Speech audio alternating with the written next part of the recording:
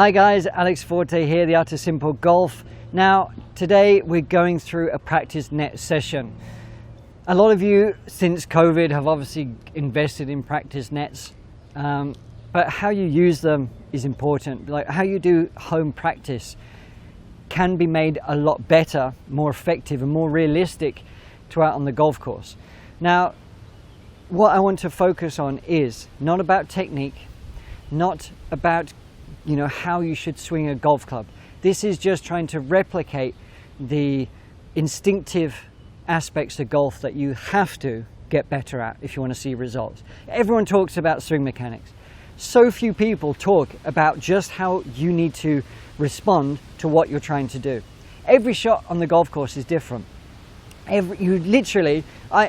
have never done the same shot twice on a golf course, ever.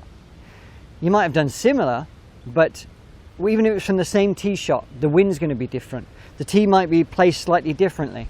Whatever it might be, it is a different shot. Onto a fairway, whatever.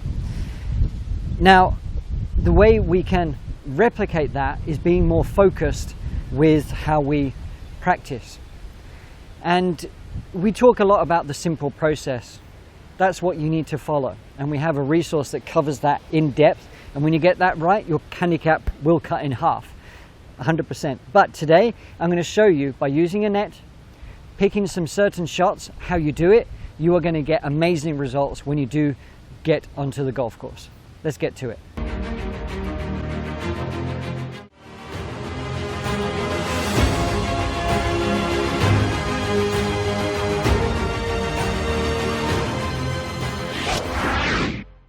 Okay, so we're starting off with a sand iron here. I'm not going to go into too much what we're talking about because once you've got the concept, you'll get it. But we have a net here, see-through, right? Some of you might not have a net that's see-through, but it will have little markings on it. Sometimes some of you will have a target. I like this because it's not just making me focus on a target.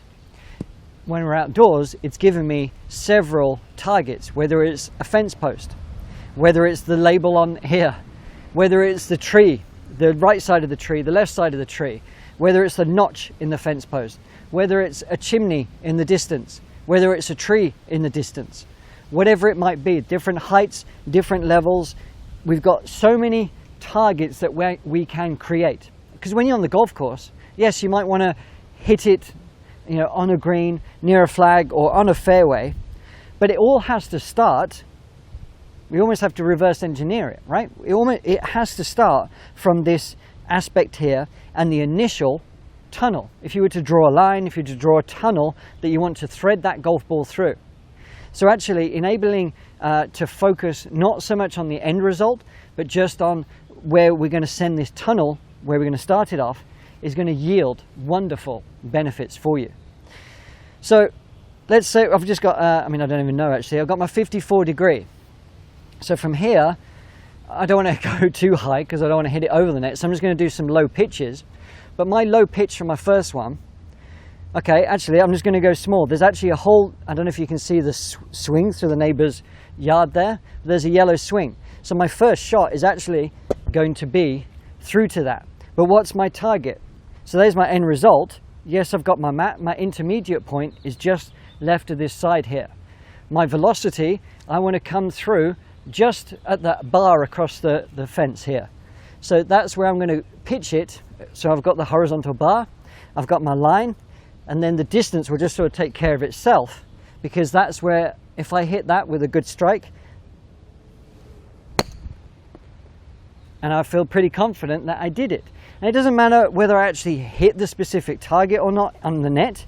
That was just the feeling that I had. The same if I go a little bit longer, all right? A little bit longer, I'm going for a tree in the distance, but the line I want is over, it's the third fence post right to the tree. That's my line. So I've got my strategy. I'm drawing my line back here. I've got my intermediate point, just on a little bit of fluff on the ground. So there's my intermediate point, and now I'm just going to swing along that to thread it through there. And that's what I did, and that was focused. It wasn't just hitting a pitch, it wasn't just hitting a sandwich, it was focused. Let's take a 7-iron, right? I'm now going to go for, all right, I mentioned the chimney before. I'm going to go for the chimney up there. So I want this to start through the middle of the 2 bars going across, and it's going to punch and rise up towards that chimney. So there's my target. So that's where my end result is, but I've got to create this tunnel.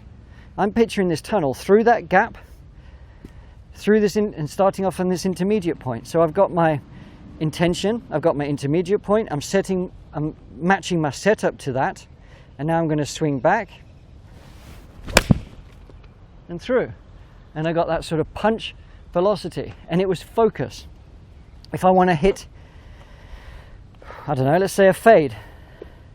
I'm going to hit a fade, kind of a big fade, around this tree that's just past the fence. That's all that's going to happen. So we've got this tree. I'm going to hit a fade around it, as if I'm in the trees. Why not? Let's just practice as if I've hit a crappy drive and I'm in the trees. I'm going to hit a fade around that. So I'm left of my intermediate point. I've got the feel of what I want to create. This is kind of a big bendy shot, finishing up towards that house. So I'm going to slide it around that tree. And that gave me the shot. It just missed the tree and was curving around. And these are the kind of things that you can do just practicing in a net. All right. One of the things, the other thing you can try is, I mentioned you might have little targets, but stick a little target in the fence, in the net if you have to. I've got, let's pick up a club. All right, let's take a 5-iron here. My only objective is to try and hit that grass with my 5-iron. That seems a bit high actually for a starting point for a 5-iron, but I won't bore you with changing it all now.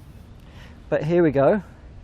All I'm thinking about is what I need to do to hit that. A little bit low, but came quite close.